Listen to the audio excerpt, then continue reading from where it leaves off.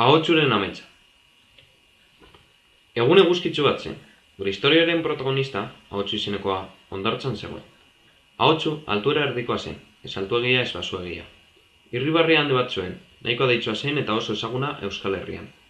Gure pertsonaia nagusia Gipuzkoako hondartza baten erdian, etxanda zegoen. Ordu batak ziren eta handik gutxira zerbait arraroa gertatu zen. Pertsona bat arearen erdian zegoen, zorabietoa. Jende asko zegoen inguruan, anbulantzia eta guzti. Ahotsu, ohi bezala laguntzera joan zen.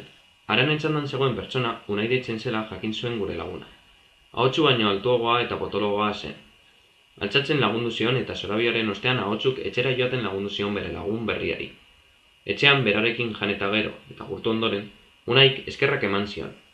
Gure pertsonaia nagusia nahiko nekatuta bukatu zuen eduki zituen abenturak bukatu eta gero. Ondoren bere etxera bueltatu zen bere lagun berriari lagundu ostean. Ohera joan zen eta lokartu egin ere.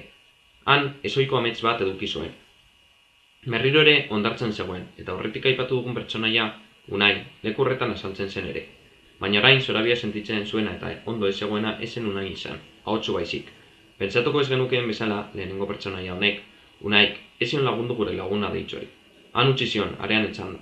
Ahotsu ezinean zegoen, gaizki sentitzen zen hor. Hilko zela pentsatzen zuen, inore ziola lagunduko eta ez zela zorabio gor horretik askatuko.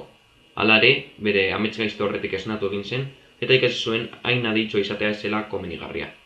Beraz, hurrengo egunetan Ahotsuren aditasuna galdu egin zen. Adibidez, egun euritxo batean, Gipuzkoako kaleetan zehar ibiltzen ari zen bitartean, bi ume ikusi zituen borrokan. Beste dozein momentu batean borroka hori bideratuko zuen, eta umeak lagunak izango ziren berriro. Baina borroka bideratu barik Ahotsu bere bidetik jarraitu zuen. Hala ere, umeak segundu batzuetan altxatu egin ziren, eta borroka momentu batez utzi, gure pertsonaiari galdetu zioten ondoa zegoen, arraroa zen eta Ahotsu horrela jokatzea. Azkenengo honek gaizki zita egongo zen moduan, modu txarrean erantzun zien umei. Gero umeak borrokatzen jarraitu zuten. Beraz, Ahotsuri izugarrizko gorrotoa hartu zitzaion Euskal Herrian, ez zelako iraganean izan zenaren berdina, ez zelako 3 urte lehenago izan zen bezalakoa. Denbora aurrera joan ahala azkenean Ahotsu goibeltzka jarri egin zen, egun haietan egindako gauzengatik eta bereziki bere beharra behar zutenei ez laguntzagatik. Beraz, bere pertsonalitatea aldatzea erabaki zuen. Berriro deitzoa izatea lortu zuen eta Euskal Herrian errespetu handiko pertsonaia bihurtu zen berriro ere. Hurrengo egunetan arazoak zituzten jende guztiari laguntzea erabaki zuen. Esate baterako banku lapurketa bat gertatzen ari zenean, Ahotsu berbarekin eta ez biolentziarekin lortu egin zuen lapurketa geldiaraztea.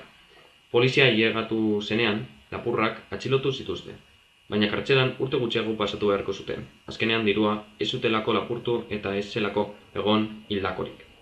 Gainera, Ahotsuri urrezko domina bat eman ziote. Aspaldiko partez arazo bat berbaren bitartez konpontzea lortzeagatik. Azkenean, Ahotsuren eguna ospatu egin zen, eta gure protagonista festa handi bat egin zuen, umeekin batera gozatuz. Konturatu egin zen aspalditik behar zuela horrelako egun bat egitea.